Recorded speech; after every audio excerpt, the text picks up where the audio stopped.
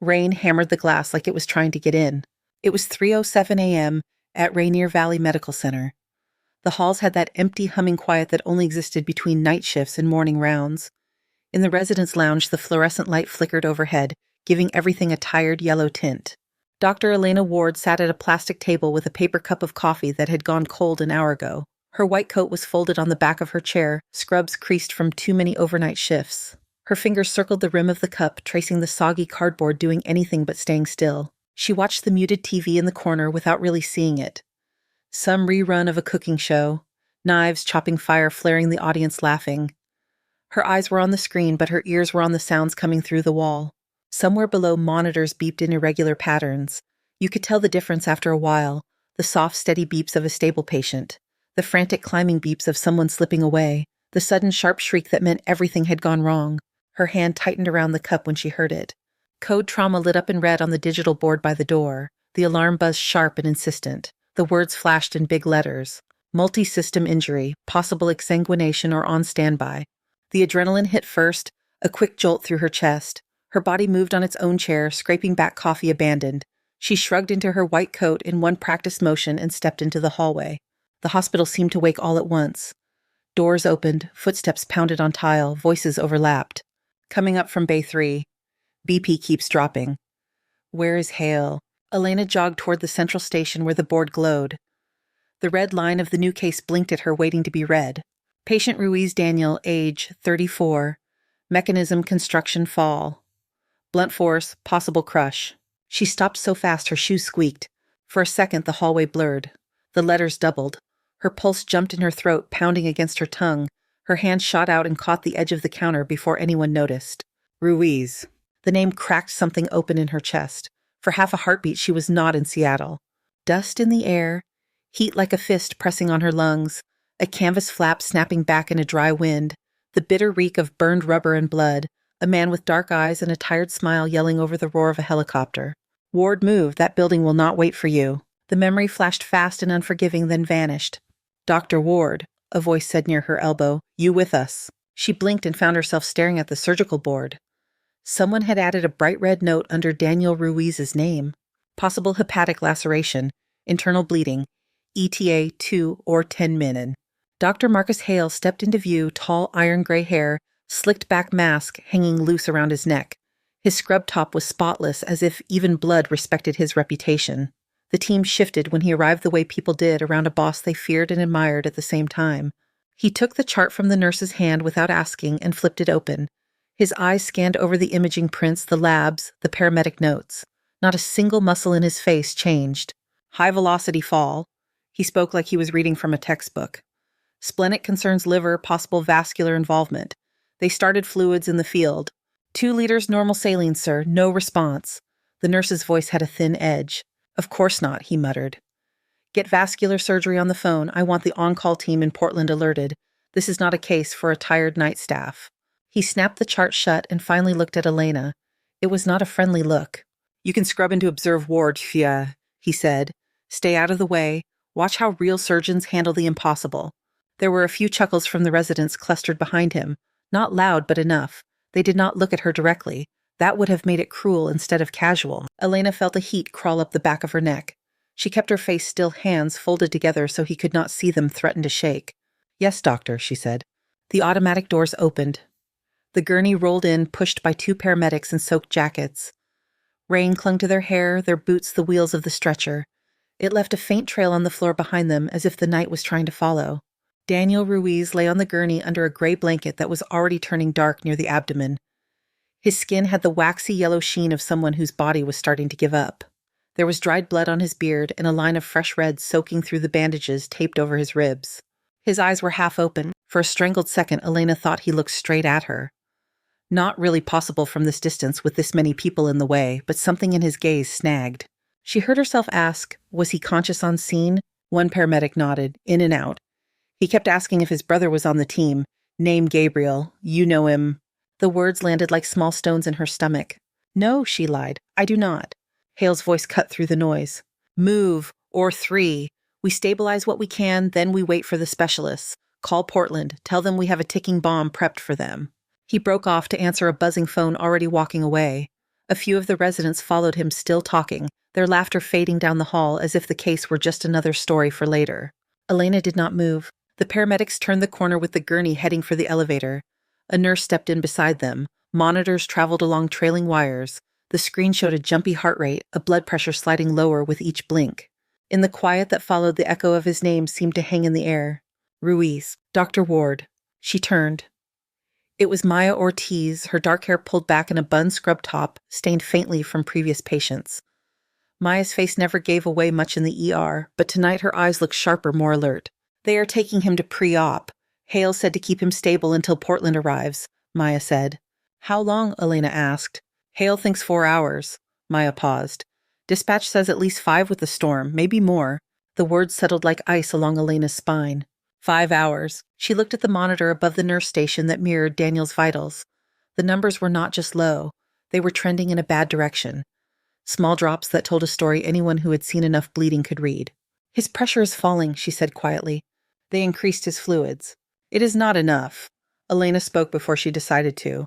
Her voice was softer than the beeps, but it cut through them anyway. His internal bleeding is accelerating. He will not last 5 hours on support. Maya studied her face. You sound very sure. I have seen that pattern before, Elena said. In places where we did not have enough blood or enough time. Maya did not ask where. She looked back at the board, then at the closed elevator doors that had swallowed the gurney. Hale is upstairs in administration, she said, arguing with legal about whether the hospital is liable if this goes sideways before Portland arrives. Of course he is, Elena murmured. The words tasted bitter. She was not sure if the bitterness was about Hale or herself. Maya shifted closer, lowering her voice. There is an open OR on 4 Chicago, she said, staffed, equipped. It is designated for emergencies, but no one else is booked right now. We could have him prepped in 10 minutes. We, Elena repeated. I am a first-year resident. If I operate without authorization and he dies, my career does not just end. I never get near an OR again. If you do nothing and he dies while we wait on a highway report, Maya said, you get to keep your job. She let the sentence hang. Elena watched the heart rate flicker on the monitor. Shorter peaks, slightly longer valleys. She knew with a certainty that made her chest hurt exactly how the next few hours would go. The numbers would drift lower while everyone pretended they were not. Hale would sit in a warm office and argue about risk. Somewhere south on the freeway, a specialist team would curse traffic lights and wet roads, and Daniel Ruiz would bleed out 1 drop at a time. This was the part where a good resident stood back and waited. Elena drew in a slow breath. She held it, tasted air that smelled like disinfectant and old coffee. Her fingers flexed the memory of other operating tables, other bleeding bodies pressing in. In her head, she heard another voice, not Hale's, Gabriel's, rough with exhaustion and cigarette smoke. You will never have enough perfect conditions, Ward. Just hands, just seconds. Learn what to do with those. Her hands stopped shaking. She looked at Maya. If this goes wrong, you were just following orders, Elena said. You followed emergency protocol and took a crashing patient to the nearest available OR. Maya's throat moved as she swallowed. And you, Elena's eyes returned to the screen with Daniel's falling pressure. The green lines traced a steady descent that might as well have been counting down. I am the one who cuts, she said. Prepper 4, no charting yet, no calls, no audience. Maya held her gaze for a heartbeat more. Then she nodded once and turned away, already reaching for her phone. Elena moved toward the elevator. At the end of the corridor, there was a yellow line painted across the floor in front of a sign that read, Authorized Personnel Only. She had crossed it 100 times on other nights under other circumstances. Tonight the air felt different as she stepped over it, as if the whole hospital were holding its breath with her. The elevator hummed as it climbed a slow metal box carrying Elena toward a choice she had already made. She watched her reflection in the brushed steel. Dark hair pulled back in a rough knot. Shadows under her eyes. The white coat over her scrubs looked like it belonged to someone older. Someone with letters behind their name that she did not have yet. When the doors opened on the 4th floor, the air felt colder. Or 4 waited at the end of the corridor, its glass window dark, its status light a calm, indifferent green. The rest of the floor was quiet at this hour. Most of the day, staff were home in bed. The night team stuck to the lower levels where the ER fed patients up like a conveyor belt. Elena stepped into the scrub room and let the door hiss shut behind her. The sink faucets were motion-activated. Water burst out in a rush, steaming in the chill. She held her hands under the stream and watched the blood from earlier patients swirl away in thin pink spirals. Her fingers were thinner than they had been in Syria, less calloused. The scars on her knuckles had faded pale threads under the skin. She turned her wrists, letting the water hit tendon and bone, remembering other sinks, other water that was almost never hot. In her head, she heard Gabriel again, a memory as sharp as any scalpel. "Your hands will know before your brain does," he had said once, guiding her through a vascular repair while mortars thumped in the distance. "Listen to them. Train them. They are what you have when everything else fails." She scrubbed until her skin flushed pink, then raised her arms out, letting the water drip to her elbows. The circulating nurse on duty, a tired man with a buzz cut and a name badge that said Hunter, looked up from a tablet. "I got a page from Ortiz," he said. "Crash case coming up. I thought Hale was down in ER." "He is," Elena said. "This one is coming to us first." Hunter blinked. His eyes flicked to her ID badge, to the little R1 that marked her as a first year. "You have authorization, Dr. Ward."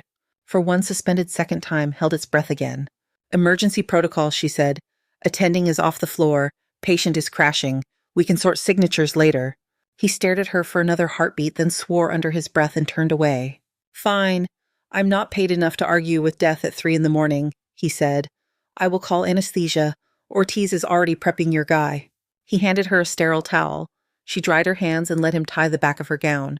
When she stepped into the OR, the lights flared to full brightness, wiping out shadows and leaving only clean, merciless white.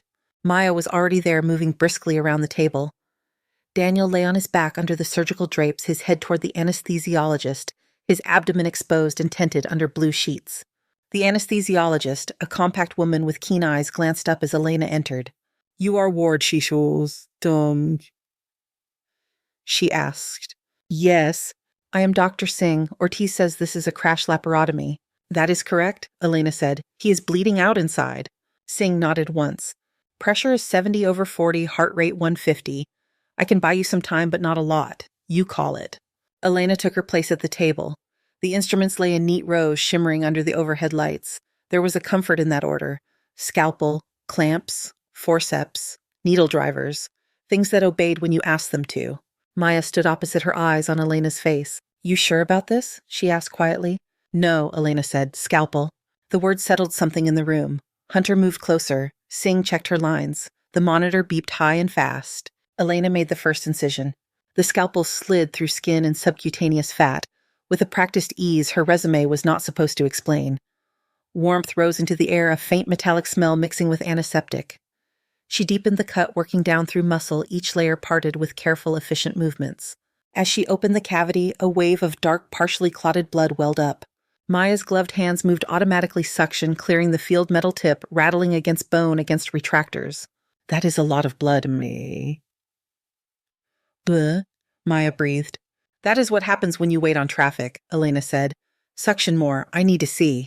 She worked fast hands, steady eyes, tracking the dark pool. In Syria, there had been nights when she had done this with only a headlamp and a flashlight held in someone's teeth. Here the light was generous. It felt like cheating. Clot slid away under gentle pressure. The liver came into view, its surface bruised and torn, oozing slow but persistent. She could see a tear along the right lobe, not as bad as she had feared, but dangerous. "Pack the upper quadrants," she said. "I am looking for the main source." Maya handed her sponges. They pressed them in around the liver, the stomach, the diaphragm, creating a white frame around red. The bleeding slowed, but did not stop. Elena followed the deeper flow, her fingers working in the warmth, polite, careful. There was something else. A pulsing jet of blood from lower left, hidden under loops of bowel.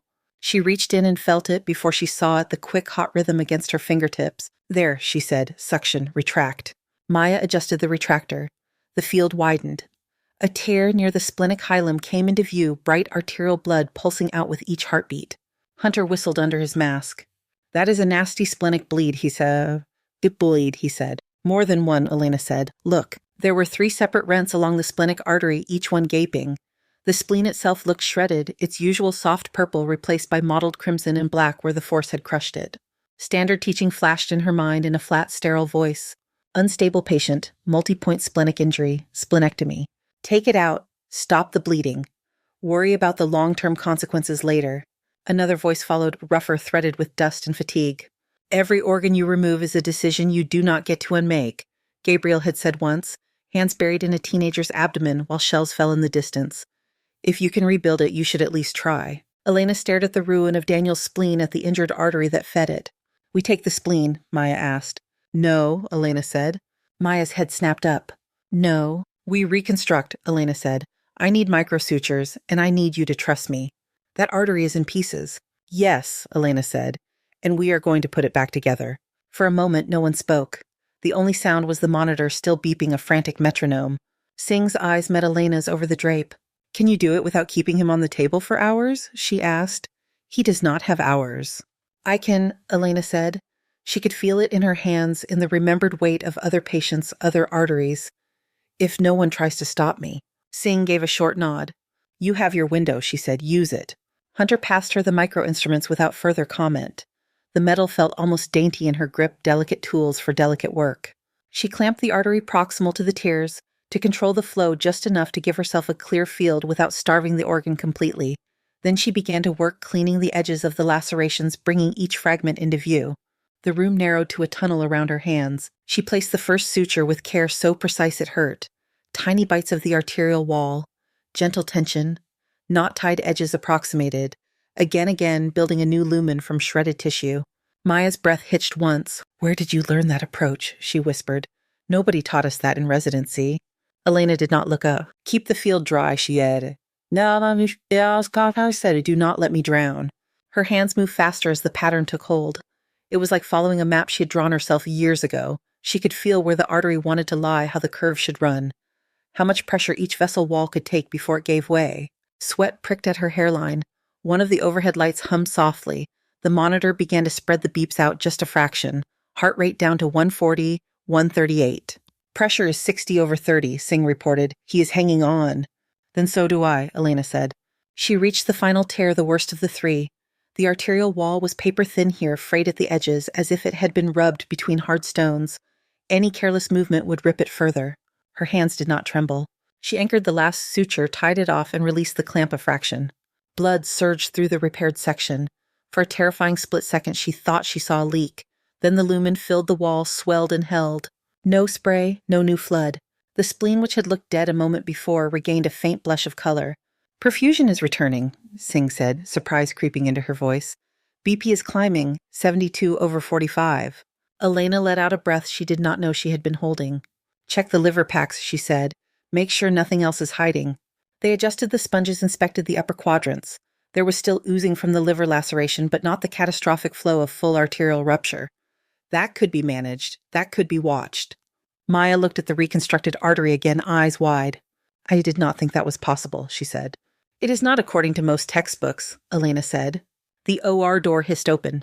Voices hit her like a colder wind than the air conditioning. "What in God's name is going on in here?" Dr. Marcus Hale stood in the doorway, scrub cap, tilted back mask hanging unused at his neck. His expression went from anger to something very close to shock in the space of one breath. Behind him, Dr. Lila Nguyen stepped in her gaze, sweeping the room with sharp, quick assessments. Two more attendings hovered by the door. Elena did not look up from the field. "Close the door," she said. Hale stared at her. "Dr. Ward, you will step away from that patient immediately," he said. Each word was clipped.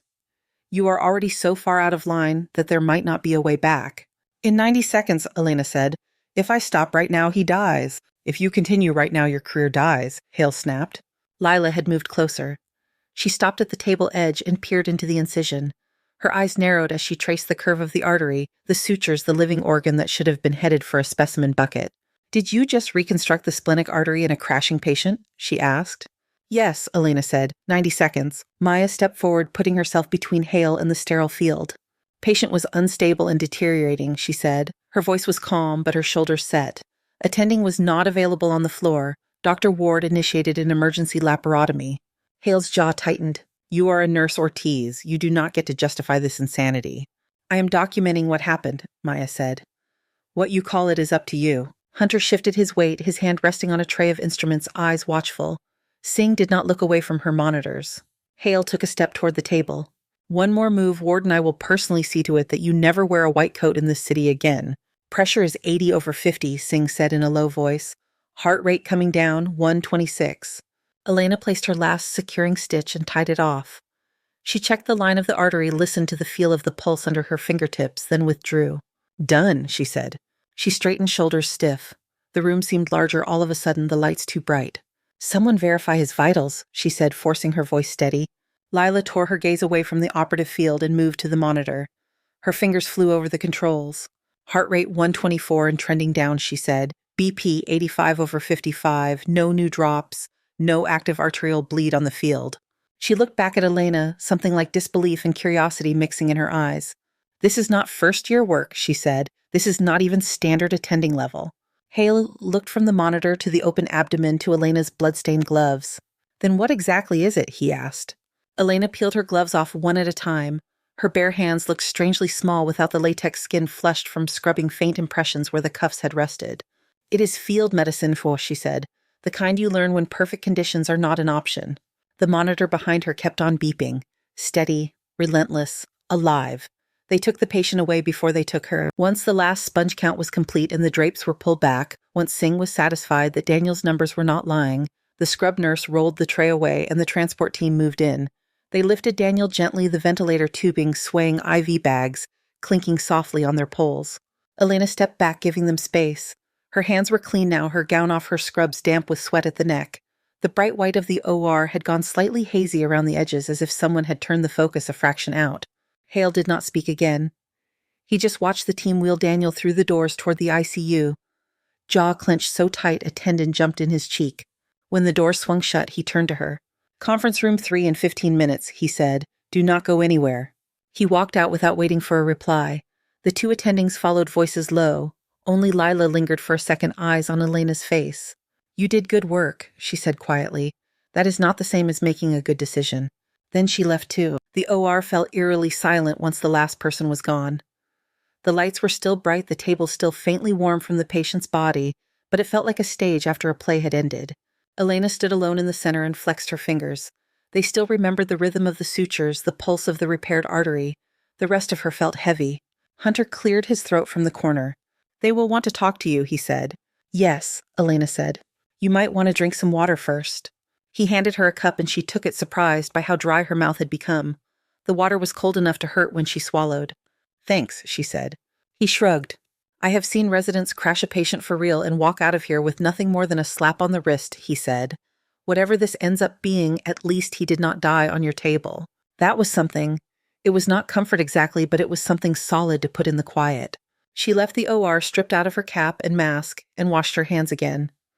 The hot water ran over skin that was already scrubbed raw, turning them bright pink. When she stepped back into the corridor, the hospital felt louder.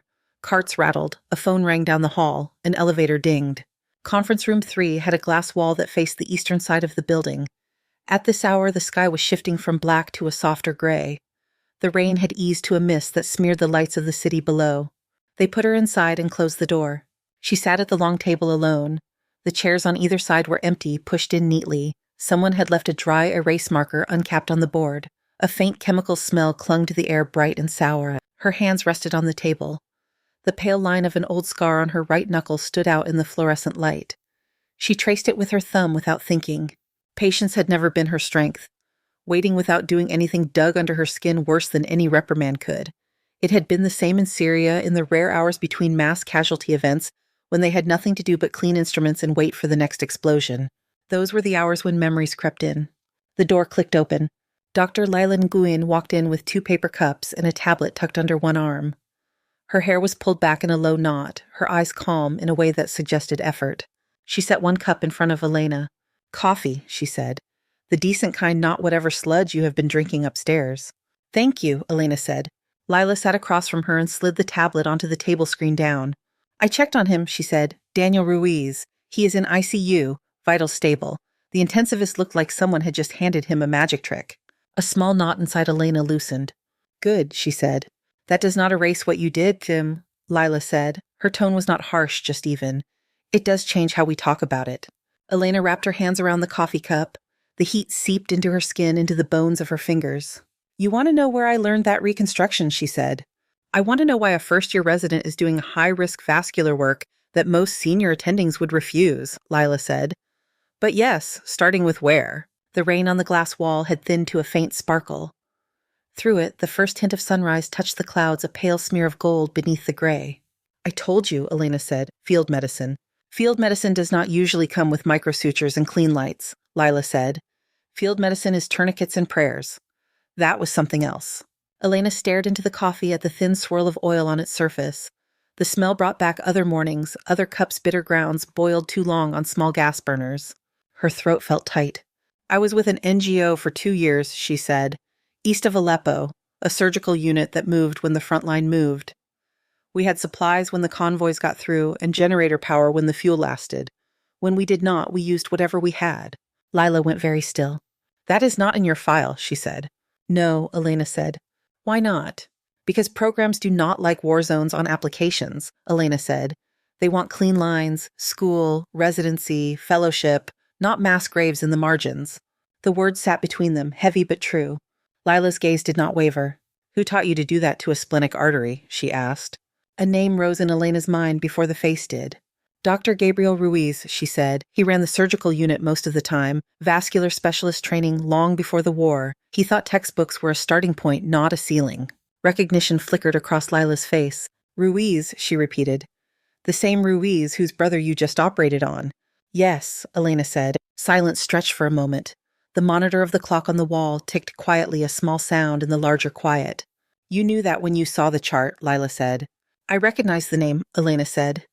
I did not know for sure until the paramedics mentioned the brother. Lila leaned back in her chair. And you decided you were not going to let another Ruiz die on your watch, she said. It was not that simple, Elena said. She thought of the pulse under her fingers, the way Daniel's blood had flowed in two rhythms inside him, one his own and one that belonged to whatever had hit him. She thought of Gabriel pulling her out from under falling concrete, shoving her through the flap of the tent. Move, Ward. It feels pretty simple from where I sit, Lila said. You made a choice. It saved him. It might still cost you. Elena tasted bitterness at the back of her tongue. I know, she said. The door opened again. Dr. Marcus Hale stepped in without looking at either of them. Behind him came Dr. Aaron Kim, the chief of surgery, his face unreadable. Two more board members followed, one from risk management, one from internal medicine. They sat spreading out around the table. The room felt smaller all at once. All right, Kim said. His voice was quiet, but it carried.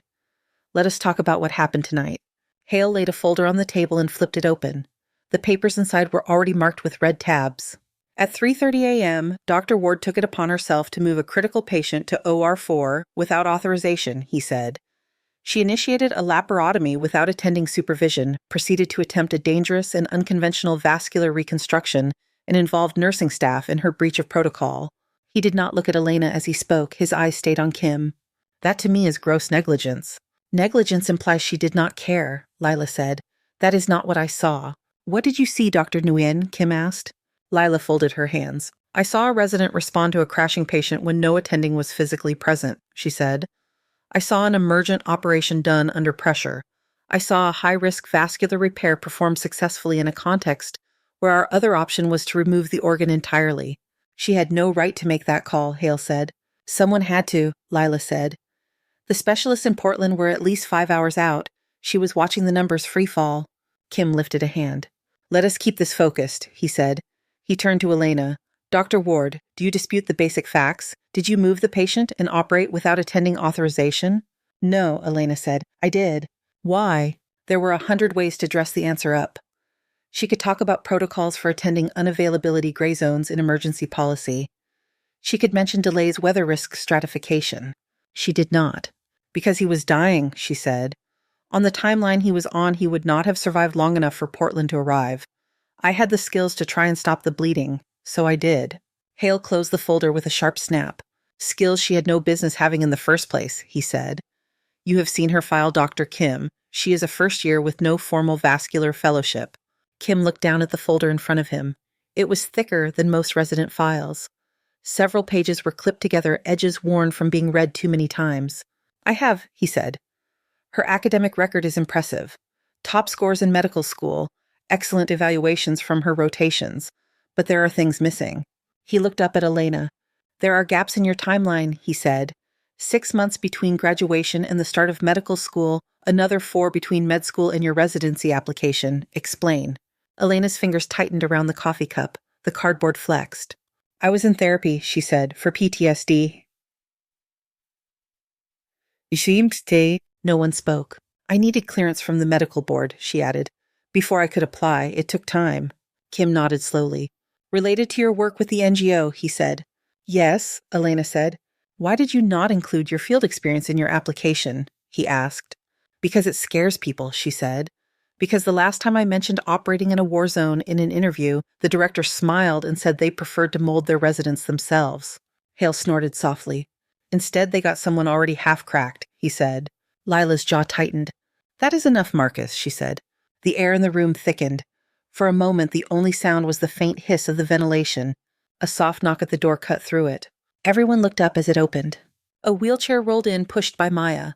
The man in the chair was pale and tired, a hospital gown hanging loose on his frame IV pole clipped to the side. A bandage wrapped around his abdomen under the thin cotton. Daniel Ruiz. Hale stood halfway up. Mr. Ruiz, you're not supposed to be out of bed, he said. This is a closed meeting. Daniel's voice was hoarse but clear. I heard you were discussing the doctor who just rebuilt my insides, he said. I figured my name was somewhere in that file. Maya parked the wheelchair near the end of the table. Daniel's hand rested on his lap, fingers curled loosely. The skin on the back of his hand was mottled with bruises from IVs. Kim folded his arms. Mr. Ruiz, Ed, you should be in recovery. I should be dead, Daniel said. The words landed quietly, but they landed hard. Your people told my sister to prepare for the worst, he went on. They said the best shot was bringing in a team from Portland and hoping I held on. He turned his head and looked at Elena. His eyes were brown, darker than Gabriel's had been, but there was something in the way they focused that made her chest ache. And then this one walked into my room at 3 a.m, he said. She leaned over me and said Gabriel sent me. I will not let him down. Elena stared at him. You heard that? She asked. Not clearly, Daniel said. It felt like a dream, but some things stick even when you are halfway gone. He shifted slightly in the chair, wincing. She asked if I trusted her, he said. I did.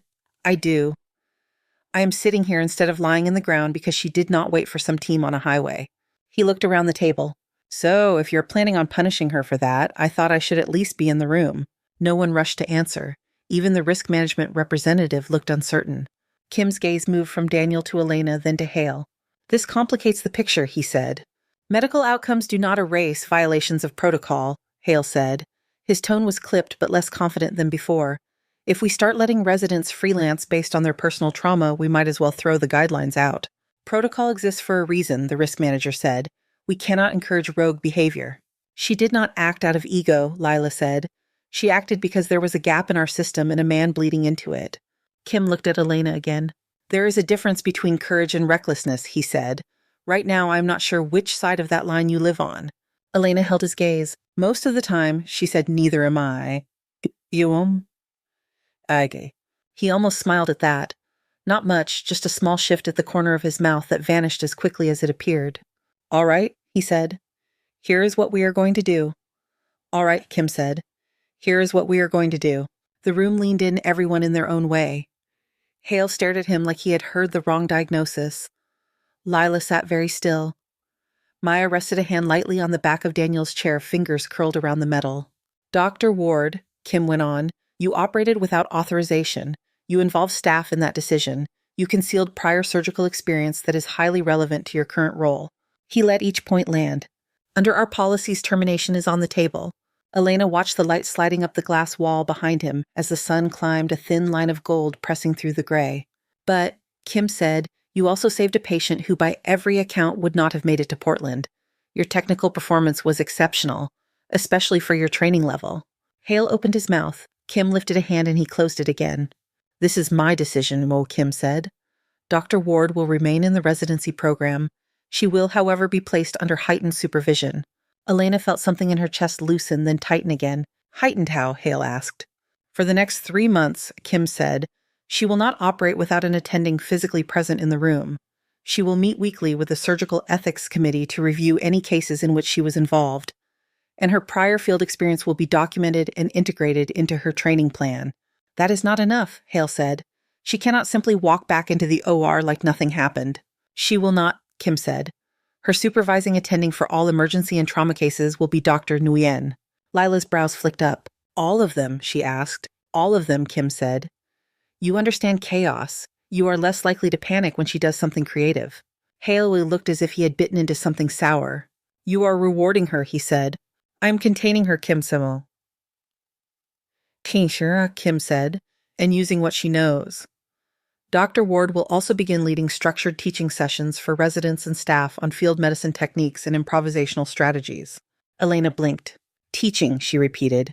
You learn these skills the hard way, Kim said. I do not want them trapped in your head. I want them examined, critiqued, adapted for a hospital setting. The risk manager shifted in her chair.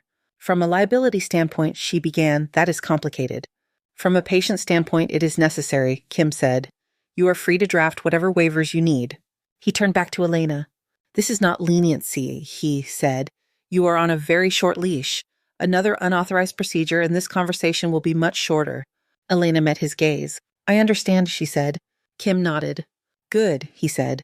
Mr. Ruiz, you need to get back to bed before your ICU team decides to mutiny. Daniel gave a small, tired smile. Too late for that, he said. They already yelled at me for sitting up. Maya started to turn his chair toward the door. Daniel glanced back at Elena. You did not let him down, he said softly. For a second, the room fell away. The conference table, the files, the stiff coats.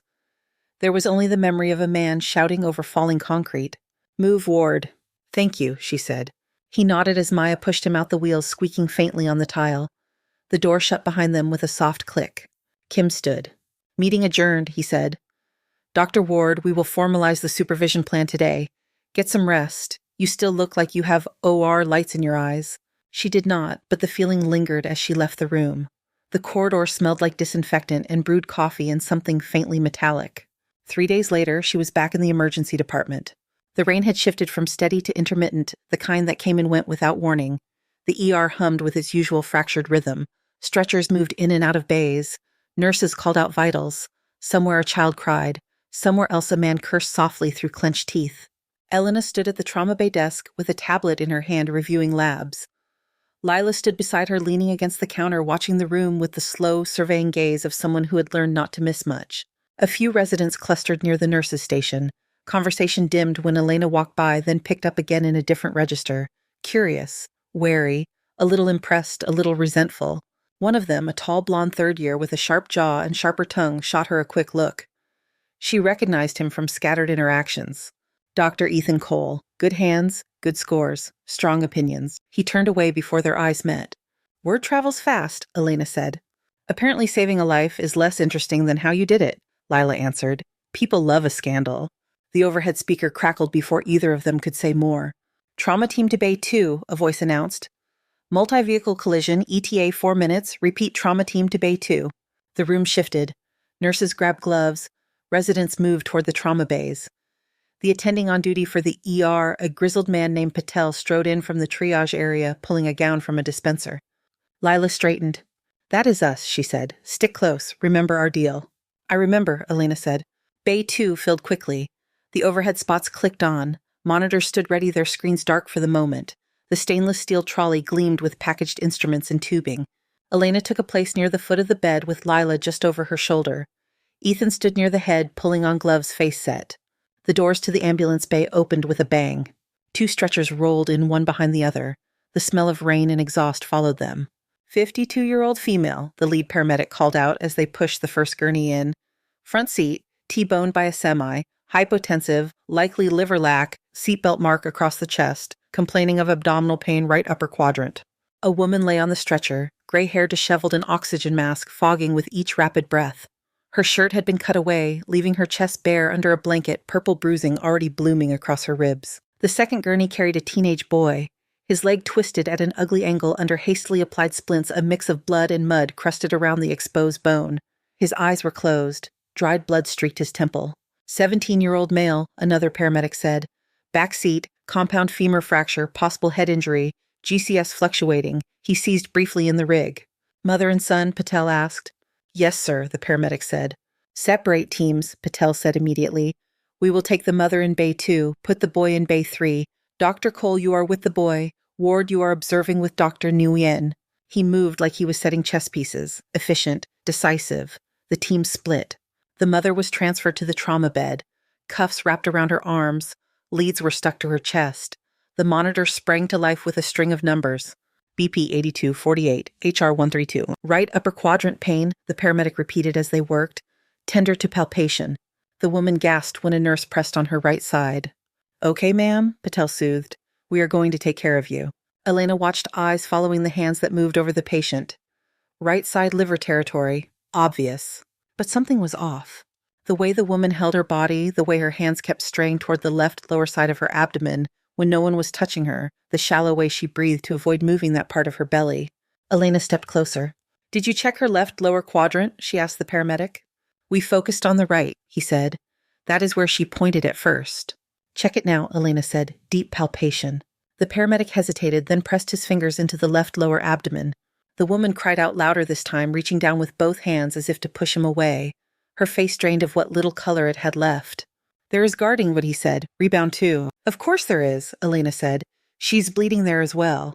Patel glanced at her. Liver is the main concern, he said.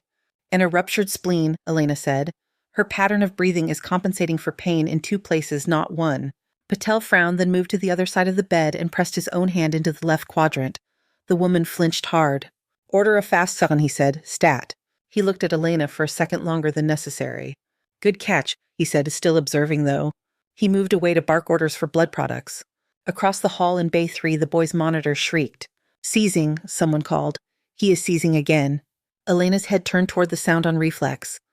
Over the top of the curtain, she saw Ethan's shoulders tense, his hands hovering. Get me diazepam, he said. Now. Check his pupils, Elena called before she could stop herself. Ethan snapped his head in her direction. I have it under control, he said. Check his pupils, she repeated. You will want to know if they are blown before you drown him in sedative. Lila's hand closed around Elena's forearm. Ward, she said low, you are here to observe. The seizure peaked, then broke. The boy slumped back, chest heaving. A nurse pried his eyelids open with gentle fingers. His pupils are unequal, she said. Left is blown. Intracranial bleed, Elena said. Pressure is climbing. Patel was still with the mother hands on the ultrasound probe. Lila's jaw flexed. Ethan stood frozen at the head of the bed, the syringe of diazepam hovering in his hand. Sweat beaded on his forehead. He needs a neurosurgeon, Ethan said. We do not have one on site at 3 a.m, the nurse said. Then we transfer him, Ethan said. By the time you get him into an ambulance, his brain will be mush, Elena said. Lila's fingers tightened on her arm. Stop, she hissed. He needs a decompression, Elena said. A burr hole to release the pressure. If we wait for consults and transport, he will not make it. Ethan swallowed. I have never done that, he said. His voice was very small. Elena could hear the monitor over there even without seeing it. The rising heart rate. The slowing oxygen saturation. Her mind filled in the numbers. Then watch, she said. She took a step toward Bay 3. Lila stepped with her, moving in front. You are under supervision, Lila said. You touch a drill, we are both done. The sounds of the ER pressed in. The mother groaned. A baby cried somewhere in the waiting area. A machine beeped a warning for low battery. Elena looked at Lila. The older doctor's eyes were sharp, but there was a flicker there, something like doubt or conflict. If I stand here and do nothing while he herniates, Elena said softly, are you going to sleep any better because we followed the rules? Lila's jaw worked. You are not making this easy, she said. It is not easy, Elena said. That is why everyone else is frozen. They both looked at Bay 3. Ethan's hands were still. The boy's chest rose and fell in uneven gasps. The nurse at the bedside was biting her lip. Lila let out a breath through her teeth. You talk me through every step, she said. Any improvisation beyond standard cranial decompression, I pull you off him. Fair, Elena said. Lila dropped her hand from Elena's arm. Dr. Cole, she called. Step aside. Ward is going to perform an emergency burr hole under my supervision. Ethan stared at her, at Elena, then slowly moved back. His throat bobbed as he swallowed. Elena slid into his place. Prep the right temporal area, she said. Clip the hair, scrub the skin, local anesthetic. I want a drill that is not older than I am. The room snapped into motion. Hands moved. Clippers buzzed. The smell of antiseptic grew sharper. As the nurse infiltrated lidocaine into the boy's scalp, Elena rested her fingers lightly on the bone, feeling the curve, the thinness near the temple. She remembered a different boy, a different tent, the rattle of gunfire outside. Steady hands, clear mind, kind heart. Pick 2. She picked the first 2. Behind her, she felt Lila's presence like a second spine. Start, Lila said. Elena took the drill. The drill was heavier than it looked. Elena rolled it in her palm, once testing the balance, feeling the hard plastic against her glove. The boy's shaved scalp gleamed under the trauma lights, a pale crescent above his ear, where the nurse had scrubbed. Landmarks, she said. Zygomatic arch, lateral canthus, parietal eminence. Her fingers moved along the bone, tracing the familiar map. Standard site, right temporal, Lila said behind her. Her voice was steady. You stick to the protocol. You do not improvise, not here. Understood, Elena said. The boy's chest rose and fell in fast, shallow pulls. The monitor screamed his distress. Heart rate 160, blood pressure barely a whisper. Someone keep his head still, Elena said. And talk to him. He may hear you. A nurse placed both hands gently on either side of the boy's skull just outside the sterile field. Hey, kid, she murmured. You hang in there all right? We are fixing the pressure in that head of yours. Elena set the tip of the drill against the bone. The resistance was immediate, solid, almost comforting. She exhaled, let her shoulders drop and squeezed the trigger. The high whine of the bit cut through the sounds of the ER. White dust bloomed under her hands, caught by the suction. She adjusted the angle by a fraction, avoiding the line of the major sinus, calculating depth by feel and memory. In Syria, we used hand drills, she said, before she could stop herself. This is not Syria, Lila said sharply. I know, Elena said. She eased off pressure. There was a subtle change in the vibration, a tiny give, that told her she was nearly through the outer table. Almost, she murmured. Do not plunge, Lila said. I'm not going to, Elena said. She stopped the drill and pulled it back. A small circular piece of bone came with it attached to the bit. Behind it, gelatinous clot bulged through dark and swollen. There it is, she said quietly. She set the drill aside and reached for a suction tip. As she pierced the clot, a thicker, darker stream of blood and fluid flowed out. The monitor registered the change before anyone spoke. The boy's heart rate dropped not catastrophically, but to a rhythm that felt less like panic. 150, 140. His pressure is starting to climb, the nurse at the foot of the bed said. Oxygen is improving. Keep your suction gentle, Lila said. Do not let the brain collapse. Yes, Elena said. She worked until the flow slowed, until the bulge receded. Then she packed the small hole loosely with sterile dressing, leaving room for continued drainage. That is all we can do here, she said. He needs CT and neurosurgery when they are available, but he has a chance now. The word hung there, chance. The monitor continued to settle, heart rate 132, blood pressure inching up. The boy's face was still slack, but the awful stillness of someone about to slip away had eased. The curtain at the edge of the bay snapped aside. Hale stood there, scrub top on hair damp, as if he had just come in from the rain. His gaze took in the bloody drill, the dressing on the boy's head, Elena's position at the bedside. His expression did not explode. It shut down. What have you done? He asked. Patel appeared just behind him, ultrasound probe still in his hand, gel smeared on his glove. The boy had signs of increased intracranial pressure, Patel said. Ward performed an emergency burr hole under supervision. Hale's eyes swung to Lila. Under supervision, Chua, he repeated. You agreed to this. I agreed to not watch him die when we had a way to relieve the pressure, Lila said. This is insanity, Hale said. You are not a neurosurgeon, Ward. You were already on thin ice. Now you have taken a drill to a teenager's skull.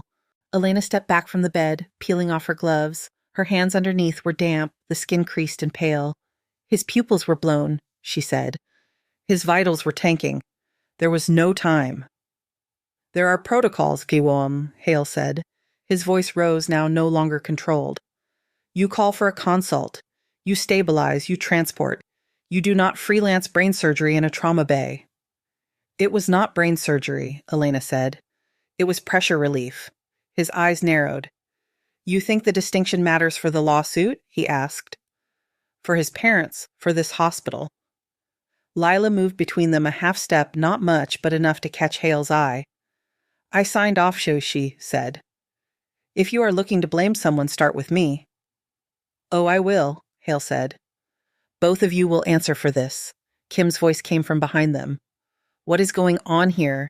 He walked into the bay with the kind of calm that made noise bend around him. His gaze moved quickly over the scene. The boy, the dressing, the drill on the tray. Patel answered first.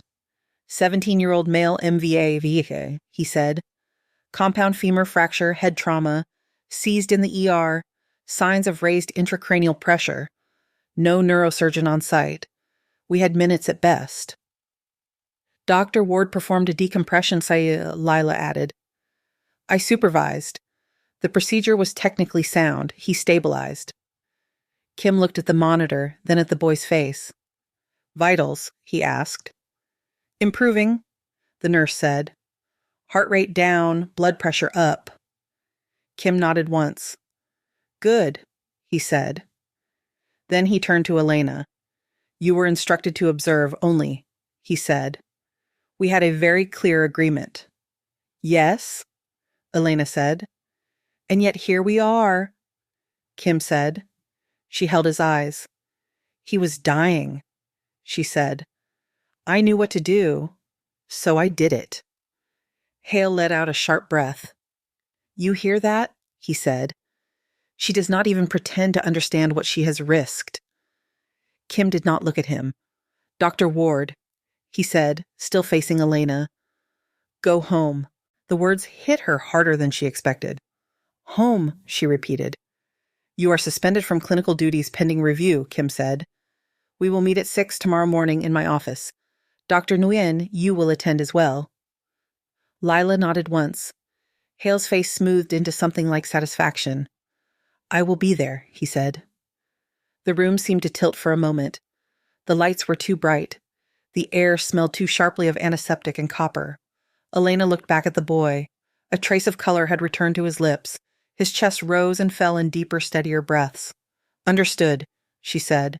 She walked out of the bay, past the stretchers, past the nurses' station, past the waiting families on plastic chairs. No one stopped her. No one had time. By the time she reached the locker room, her hands had started to shake. Her apartment felt wrong when she unlocked the door. Too quiet. Too clean. No beeping, no shouting, no wheels rolling over tile. Just the faint hum of the refrigerator and the tick of old plumbing somewhere in the building. She dropped her bag on the floor and stood in the dark for a second, letting her eyes adjust. The city outside threw soft glows through the blinds, stripes of light across the small couch, the scarred coffee table, the stack of medical journals she kept meaning to read. She moved to the kitchenette and opened the fridge. Inside was half a takeout container, a bottle of water, and a mug of coffee she had stuck in there 3 days ago when she forgot what to do with it. She heated the coffee in the microwave anyway. When she took a sip, it tasted burned and flat, but at least it was warm. She sat on the edge of the couch and stared at her hands. The skin along the knuckles was dry, almost cracked. A faint ring of blood had dried near the base of one fingernail. She rubbed at it with her thumb until it vanished. Fatigue settled in heavy as wet wool. She let her head fall back against the wall and closed her eyes. The quiet did what it always did when she was alone. It opened the door. Sirens, dust, the smell of burned rubber, Gabriel's hands shoving her toward the exit, the deafening crack as the ceiling gave way. She jerked her eyes open and stared at the ceiling of her own apartment. Plain white paint, hairline cracks near the corner, no concrete raining down. Her phone buzzed on the table. She ignored it at first. When it buzzed again, she leaned forward and checked the screen. Unknown number. The preview read, "This is Maya. Ruiz wants to see you." She hesitated, then opened it. "Dr. Ward, this is Maya Ortiz. Daniel Ruiz is being moved out of ICU to step down tonight. He asked for you by name. I know you are suspended. He knows too. He still wants to see you." Elena ran a hand down her face. She typed back, "I'm not supposed to be in the hospital right now." The reply came quickly. "He says that never stopped you before." A shaky breath escaped her. Almost a laugh, not quite. "What room?" she wrote. 412. "Night staff will look the other way," Maya answered. "Come if you can." The clock on her phone read 10:47 p.m. She stood up. The hospital at night always felt different when you were not supposed to be there. She entered through a side door with her still-functioning badge hood up against the mist. The guard at the desk barely glanced at her, more focused on his screen than the residents coming and going. The corridors were dimmer now. Some of the lights turned down to save power. The floor wax gleamed in the half-light. A cleaning cart rattled around a corner, mop swaying. Elena moved like she had on nights in Syria when she had to cross dark courtyards lit by the occasional flare. Quiet steps, head down, eyes always checking, never lingering. Room 412 was at the far end of the step-down unit. The door was slightly ajar. Inside, monitors glowed soft green. Daniel lay propped up a little, a drip line snaking into his arm. His color was better, though still pale. The lines around his mouth looked deeper when he was not trying to be charming. He turned his head when she slipped in. "Took you long enough," he said. His voice was a little rough, but it carried a familiar teasing tone. "Spectre." She froze by the door. "Who told you that?" she asked. "Gabriel, he said. He used to sign emails that way. Said his new surgeon could vanish through walls and reappear in impossible cases." Elena let the door close behind her. The soft click sounded too loud. He exaggerated, she said. From what I hear, not by much, Daniel said. She came closer, stopping at the foot of the bed. You got out of ICU fast, she said. They say people who are not supposed to be alive do that sometimes, he said. Makes room for the next surprise. He studied her face. You look worse than I do, he added. I doubt that, she said. Silence settled for a moment, filled with the rhythmic beep of his heart monitor. You said something before the surgery, he said. About Gabriel. I should not have, she said. It was not fair to put that on you when you were half conscious. Maybe, he said. But I heard enough. His gaze drifted to the ceiling. He called me the night before he died, Daniel said. The connection was terrible. I could hear shelling in the background. He sounded exhausted, but he would not stop talking about you. Elena's chest tightened. I thought he would tell me to come home. Daniel went on. Instead, he said, I met this surgeon. American, young, too young. Hands like she was born in an operating room. Brain that will not stay inside the box. He smiled faintly. He said I have to keep an eye on her Danny. Otherwise she will burn herself out trying to save everyone. Elena looked at the floor. Her throat felt thick again. He told me if anything happened to him, I should find you, Daniel said. Make sure you were still in one piece. Make sure you had not destroyed yourself trying to fix a broken world. You did not find me, Elena said. No, Daniel said. You found me first. He shifted, wincing, one hand automatically moving to his side. His fingers brushed the bandages over the reconstructed spleen. They told me what you did, he said. The artery work, the risk. Then I hear you got suspended for saving some kid's brain. Word travels, Vicen, she said. This place is smaller than it looks, he said. Gossip moves faster than blood. She huffed a quiet breath. I'm not suspended for saving anyone, she said. I am suspended for how I did it. Which is the only way you know how he said. She did not answer. He watched her for a long moment. You cannot keep doing this alone, he said. Running into rooms, cutting into people, fighting everyone on the way. It is what I know how to do, she said. It is what you were trained to do when there were not enough hands, he said. That is different. He reached out slowly and lifted his hand toward her. Come closer, Kishum, he said. She moved to the side of the bed. He took her wrist gently and turned her hand so the palm faced up. The monitor light painted her skin green. These hands kept me alive, Yen, he said. They kept a lot of people alive. Gabriel wanted that to mean something more than your own self-destruction. I'm not looking to self-destruct, she said. You are suspended pending review after saving 2 lives in one night, he said. You walk back into a hospital you are not supposed to be in because a patient asked for you. You do not know how to stop any more than he did. He let go of her wrist. He told me something else, Daniel said. He said the best surgeons are not the ones with the fanciest techniques. They are the ones who build teams that keep working when they are gone. He would say something like that, she said. He liked systems. He liked you, Daniel said. He thought you could build something better than a tent on the edge of a war. She swallowed. I do not know how to build anything here, she said. All I do is break rules. Then learn, he said simply. Teach other people what you know. Make the system bend a little so it can hold people like you without snapping. She almost laughed again. That is not really up to me, she said. Maybe not, he said. But tomorrow at 6 a.m, someone is going to ask you why you did what you did. You can give them a nice, tidy answer, or you can tell them the truth and see what they do with it. She stared at him. How do you know about the meeting? She asked. Maya, he said.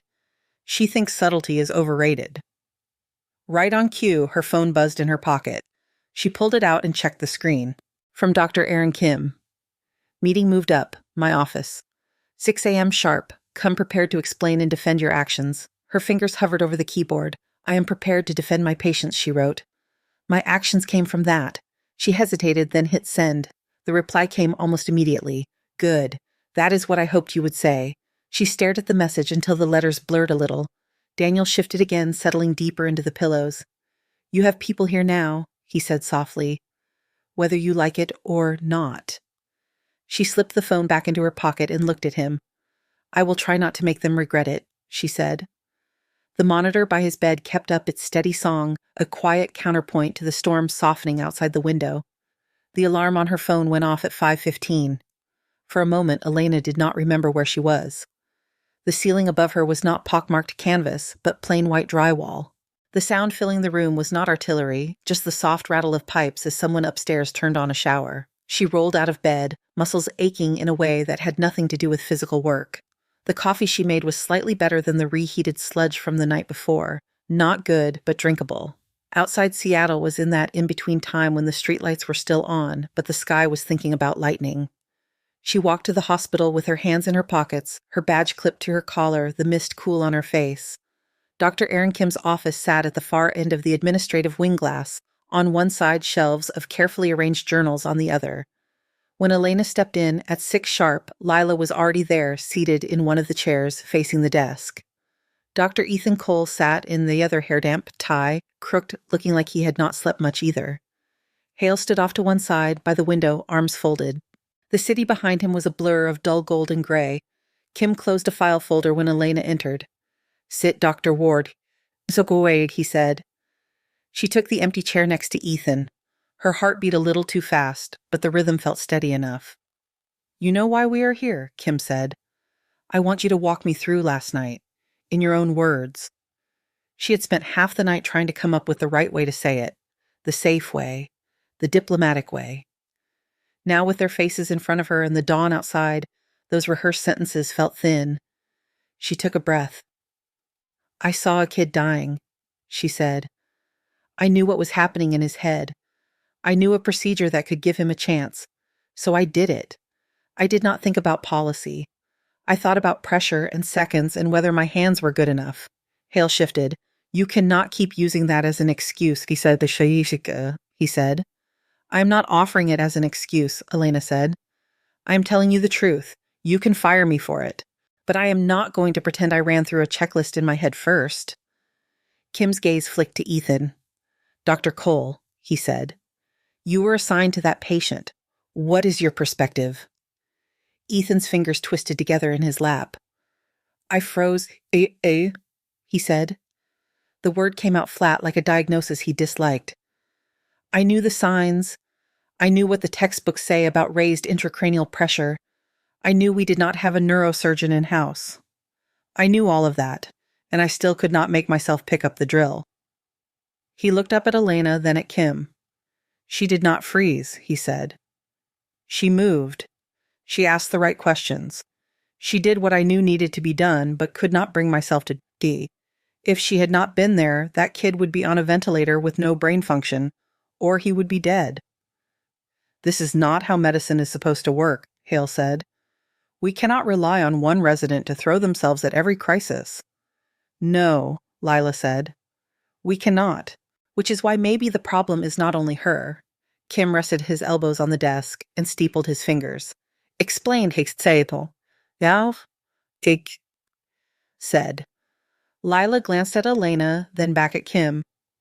"She's not a standard PGY1, Lila said. She has more emergency surgical experience than most of our senior residents. She thinks faster in chaos than most of us do on a quiet morning. That is an asset if we know how to use it. It is a liability if we keep trying to pretend she's just another first year." "She is not above the rules," Hale said. "No one said she was," Lila replied. "I signed off on the burr hole. I am not claiming clean hands, but what I saw was not someone grandstanding. It was someone who gets clearer as the room falls apart." Ethan nodded. "I want to learn that," he said quietly. "Not the part where you break every rule, the part where you do not freeze." Kim looked at each of them in turn. The light coming through the glass had grown stronger, painting soft lines across his desk. "Here is our situation," he said. He said.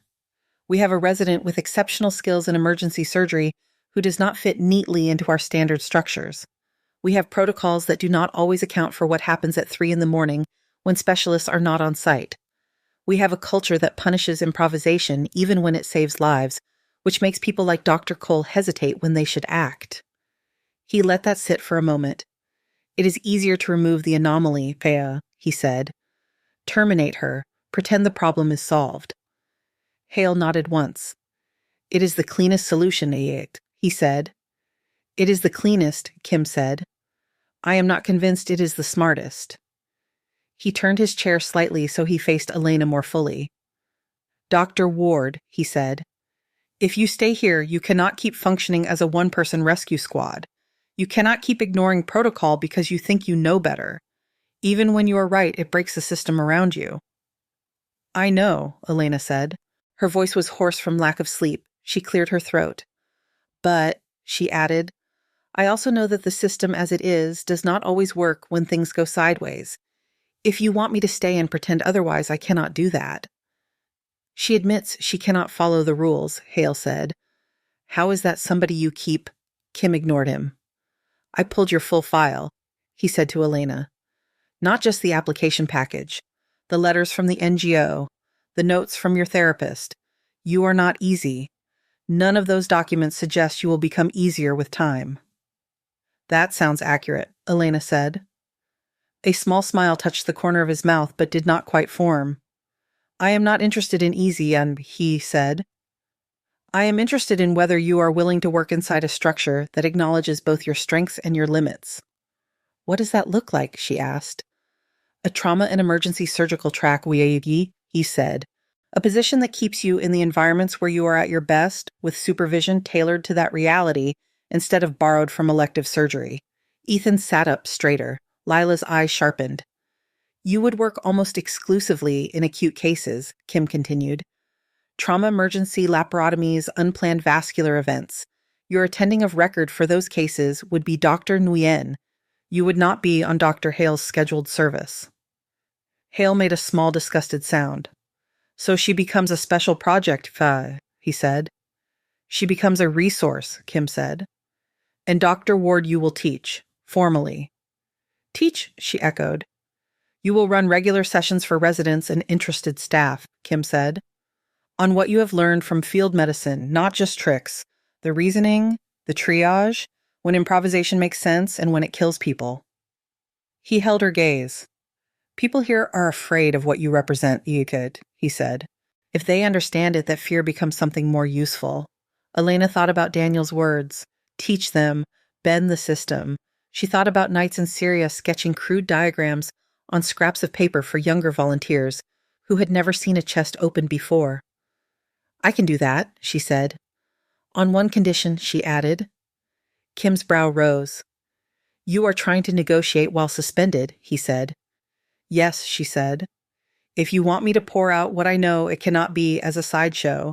It has to be part of the training program, not just whoever is curious at the end of a long day. Lila's mouth twitched, almost amused. You want a block, Kim said. Scheduled teaching time. Yes, Elena said. He studied her for a long second. Done, he said. We will build it in. Hale turned from the window. This sets a dangerous precedent, he said. We are bending policy around someone who does not respect it. Or we are adjusting a rigid policy to include realities our current guidelines ignore, Kim said. You are free to write your objections. For now, this is the plan. He leaned back. Your suspension is lifted, Bishaset, he said to Elena. You return to trauma duty tonight, under Dr. Nguyen's supervision. Do not make me regret this. I will try not to, she said. The meeting broke up after that. Hale left first, his footsteps tight against the floor. Ethan lingered long enough to meet Elena's eyes. Thank you, he said, for the boy. You will do better next time, she said. He nodded and left. Lila waited until they were alone in the hallway. Well, she said, you just became homework for half this hospital. Could be worse, Elena said. It could, Lila said. Get some sleep before tonight. You look like you are running on fumes. Elena almost objected, then realized how heavy her body felt. I will, she said. 6 weeks later, she stood in a small lecture room off the main corridor, a surgical dummy on the table in front of her, and a sea of residents watching. The lights were warmer here than in the OR, no metal reflecting back at her, just expectant faces and the faint scratch of pens. Field medicine is not about doing things wrong, she said. It is about doing the right thing in a place that does not have the tools you were taught to expect. She showed them how to improvise temporary vascular control with basic instruments, how to assess internal injuries when imaging was not available using patterns of bruising respiration pain. She told them about the headlights they had used in Aleppo about the night the generator died, and they kept a man alive with nothing but clamps and hand suction until dawn. Hands went up, questions came. Some were technical, some sharp, some skeptical. She answered all of them. "How do you not panic?" one first-year asked. "When you know one wrong move could kill someone." "You do panic," Elena said. "You just learn to let it sit in the corner while your hands work."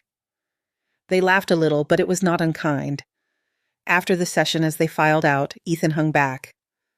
"I put in for a trauma rotation under you and Dr. Nguyen, he said. They approved it. "Then we will see what you do when the room gets loud," she said. He smiled. "I hope I do not freeze," he said. "You might," she said. "What matters is what you do in the second after." There was no time for more. An alert came over the speaker. "Trauma team to ER, multiple stab wounds. ETA 3 minutes. Lila appeared in the doorway almost immediately, tablet in hand. 18-year-old male, she said as they moved. Multiple stab wounds. Abdomen, chest, right thigh. They have pressure on the thigh, but they cannot control the bleeding. The walk to the ER was short but full. Nurses joined them, residents falling in step. The lights grew colder as they approached the trauma bays. The patient arrived on a gurney, skin-pale, lips tinged blue. Blood soaked through the bandages on his leg. The paramedic's hands were red up to the wrists. "We cannot get the femoral to stop, he said. "Every time we ease off pressure, it sprays." "On 3, Elena said. "Transfer." They lifted him onto the bed. Monitors sprang to life. One look at the leg was enough. The blood coming from the wound pulsed in 2 different rhythms. One heavy, one lighter, slightly out of sync. "Femoral is torn," a resident said. "Clamp it." "It is not just the femoral," Elena said. "There is a branch bleed, deep femoral artery." "How can you tell, Fiat?" he asked. She did not answer with words at first. She pressed 2 fingers just above the wound, feeling the patterns of the pulses. 2 rhythms, she said. 2 sources. She snapped on a fresh pair of gloves. "Prep for vascular exposure," she said. Ethan watched closely. This is what happens when anatomy and physics argue. They worked quickly, opening the wound further, tracing the shredded vessel. The blood was everywhere, hot and bright and insistent. The room narrowed again to her hands and the beeping. She clamped the main femoral, then went hunting for the hidden branch. It was tucked under a fold of muscle, severed and sprang sideways. "There you are," she said quietly. 2 ties, 3 sutures. The bleeding slowed, then stopped. The monitor steadied numbers climbing out of the red zones. For a moment, no one spoke. Then the ER noise rushed back and someone exhaling loudly, another nurse calling for more blood products. At the edge of the bay, leaning on the counter, was Hale. He had come in sometime during the chaos. Now he stepped forward. "Dr. Ward, he said. She turned, pulling off her gloves. "Yes," she said. He hesitated just long enough for it to be noticeable. "I was wrong about you, he said. The words sounded like they scraped his throat on the way out, but he said them anyway. "You are still reckless," he added. "You still make my blood pressure spike every time I hear your name over the intercom. But you are also the best emergency surgeon I have seen in a long time." Elena looked at him, not sure what to do with the sudden shift. "I'm trying to be less reckless," she said. "Do not try too hard," he said. "Just enough that I do not have to testify about you in court." There was a flicker of something like humor in his eyes. He held out his hand. She took it. His grip was firm, warm, very real. Her own hand looked smaller in his, the faint scars on her knuckles visible in the bright ER lights. "You are still a pain in my side," he said. "But you are our pain." When she checked her phone later between charts and quick sips of water, there was a message from Daniel. "Saw the notice about your trauma teaching program," it read. "Gabe would be proud. I am proud. Try not to forget you are allowed to be alive too." A second message followed. "Family does not walk away. That includes you now." She stared at the words until the letters blurred, then blinked them clear again. The next trauma call came over the speaker. "Gunshot wounds. Multiple incoming." Lila handed her a new chart, eyes steady. "Ready?" she asked. Elena looked around the ER, the lights, the stainless steel, the hum of machines, the residents watching her with something like trust in their faces. Her hands felt steady. "Always," she said. Then she turned toward the open bay where the next gurney was rolling in and the monitors began to sing their sharp, familiar song. Thank you so much for listening to today's story. If this story resonated with you or made you reflect, I'd love to hear your thoughts, so feel free to share them in the comments below. And don't forget to like, subscribe, and hit the notification bell so you won't miss the next story. I'll see you next time as we continue exploring more journeys and lessons together.